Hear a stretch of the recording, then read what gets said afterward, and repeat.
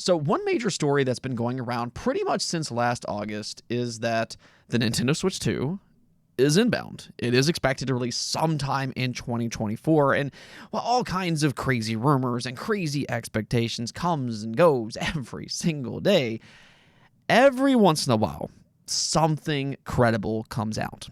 And I think that that's what's happened today. See, we got a Bloomberg report to talk about, as it seems like an analyst did uncover something that tells us a little bit about the Switch 2's design and also its release window. I think that part in specific is important for fans to know, because going back to those expectations, I almost feel like some fans are maybe setting themselves up for disappointment. So we will get into that today, and then also those digital-only rumors for Xbox. We did actually get a pretty good update today if you are in support of physical games, and I'll kind of explain why. So do make sure to stay tuned for that, as well as a few other smaller topics at the end of the video, but let's just go and get right into this Nintendo Switch 2 report. So again, this is coming from Bloomberg, and for the most part, they have been a very trustworthy source over the years. So when they post any kind of leak, people are going to listen, and that's what's happening right now. They posted a big article last night about an Omdia analyst who supposedly uncovered some information for the Switch successor, and let's just go and read some of the things that they said.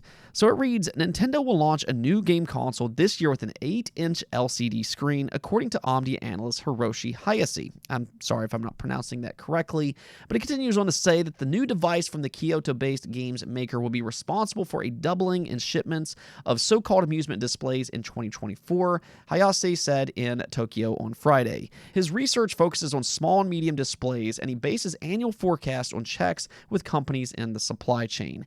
And that's where things get interesting, because if you look at Omdia's forecast that they supplied, you can see that in 2024, the supply more than doubles in displays of this size.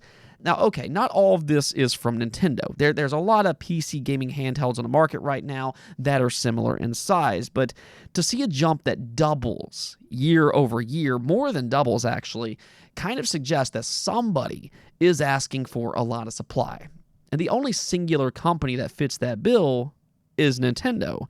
I mean, just for comparison's sake, the Steam Deck being the most popular PC handheld, that was estimated to have sold 3 million as of last year, whereas the Nintendo Switch, that can push anything above 15 or even 20 plus million units in a single year.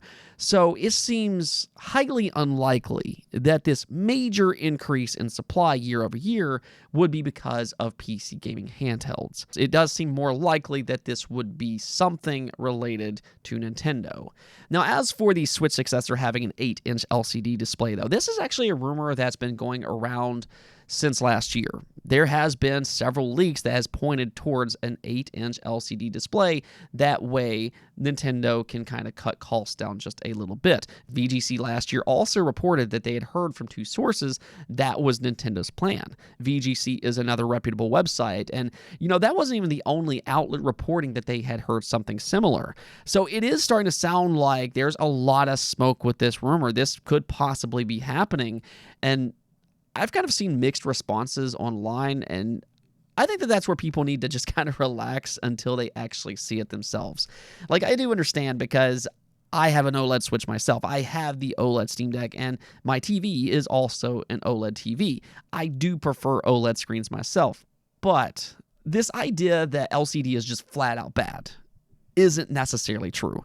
The reason I think people are kind of under that impression is because the standard Switch's display, yes, was bad. I mean, when you compare the original screen to the Switch OLED model, it is a major difference, because that original Switch screen is just not very good. So when people hear about an LCD screen, I think that's what people are reminded of. Nintendo hasn't always offered the best screens for their consoles, but it is important to keep in mind that LCDs do come in varying quality. I mean, I think the ROG Ally is a perfect example of this. It has an LCD screen, and it looks awesome. No, I don't think it looks quite as good as the Steam Deck OLED, but it is still a very nice screen at the end of the day. The colors are nice and vibrant. It has a nice refresh rate of 120. Things just move so fluid on that screen, and technically, it is the more powerful of the two devices. So some games, they do run better on the ROG Ally, and that is also important. So as long as Nintendo offers good quality display at a good price, that's what we want to see. And if they do, I think people will ultimately be happy. If they opted for an OLED, that would only increase the price even more. And I imagine what they're trying to do is keep it right around that $400 price tag. With that, though, they're still going to have a more powerful Switch. And the idea that Zelda and Metroid, games like that, is going to see this big jump in visuals with the Switch successor, that is something that is truly exciting. So for me, I think we need to see how this LCD screen turns out before jumping to conclusions. But I am interested in its size increase.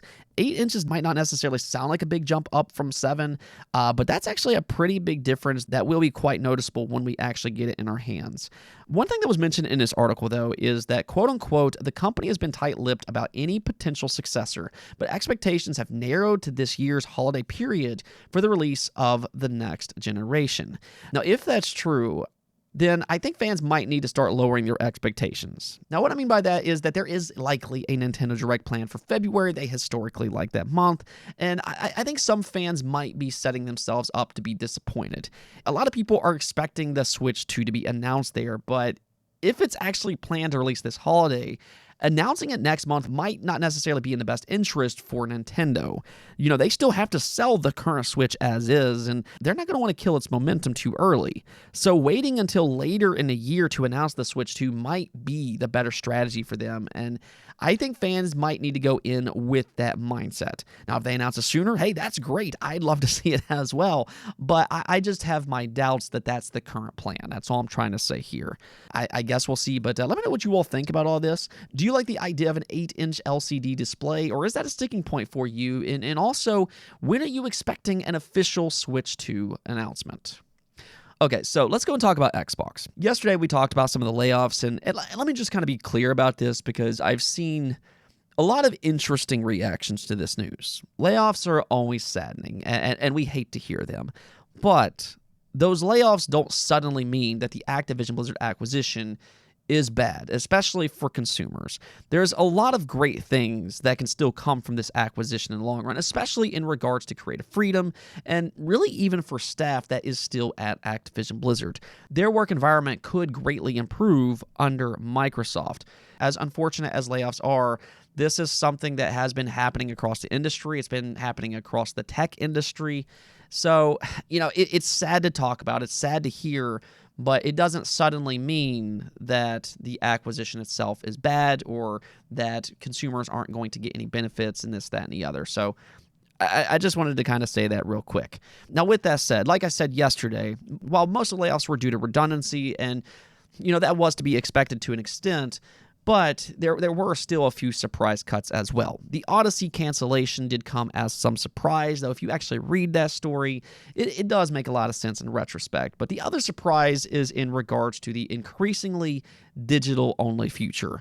Xbox reportedly shut down departments dedicated to bringing Xbox games to physical retail. Now, this has caught a lot of attention online. It's raised a lot of eyebrows because people are now wondering whether or not Xbox is going all digital. Now, I actually have a pretty good update for this because Jez Corden did clarify the situation as he said this over on Twitter.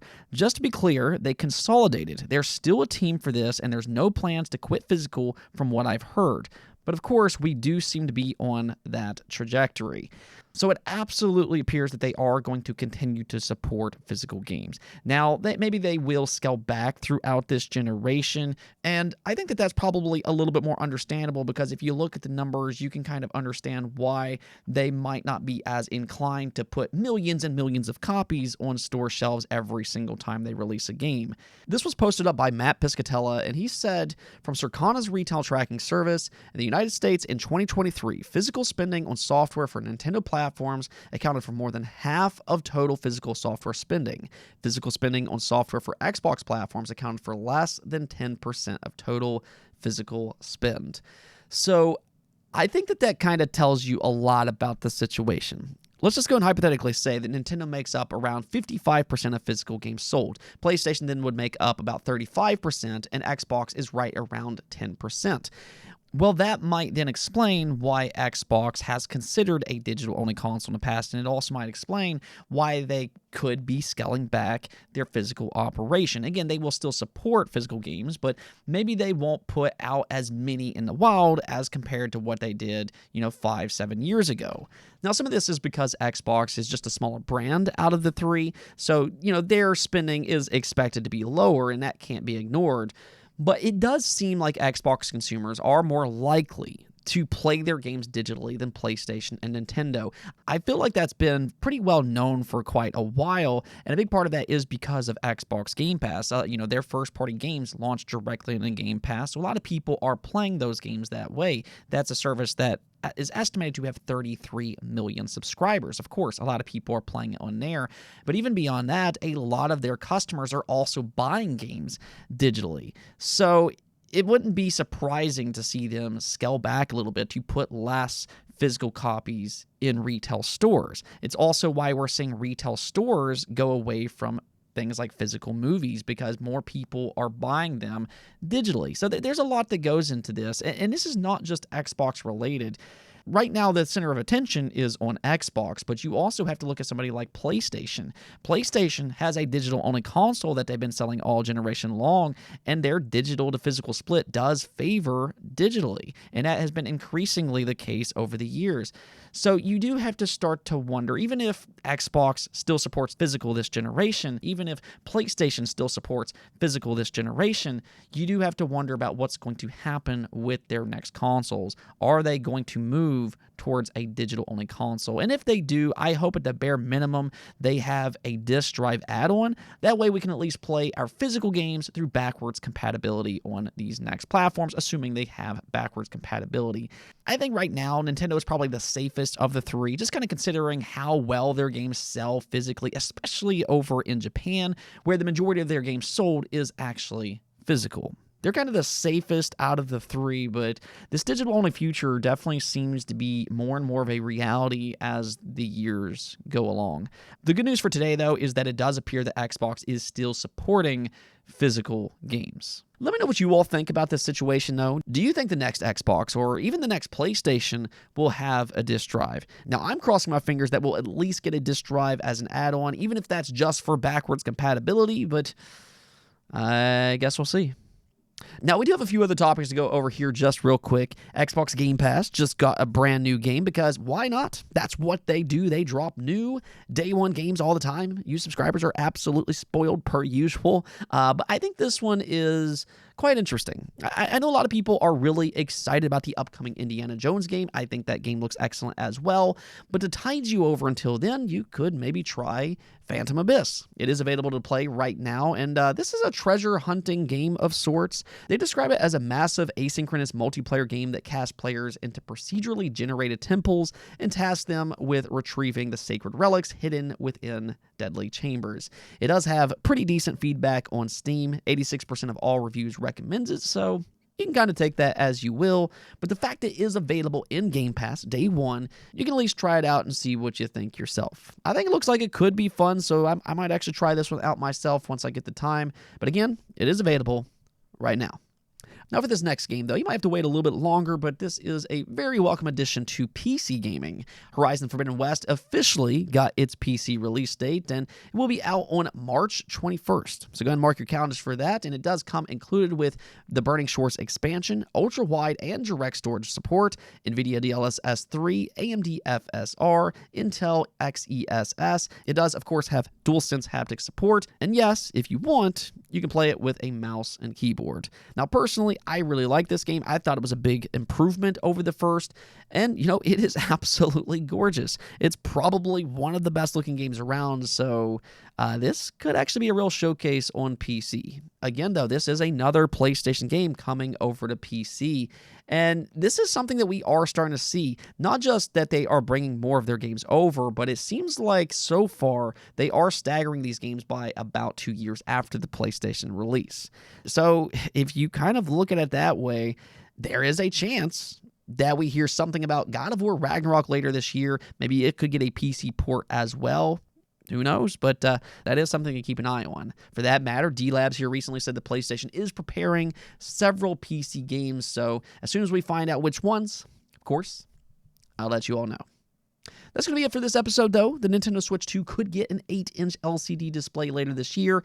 I don't personally think that that's a major problem, but I do want to hear your thoughts about that in the comments below. And also, I want your opinion on this increasingly digital-only future that we continue to hear about online. Is this something that would bother you in the future or not? Let me hear it in the comments below. But until next time, peace out.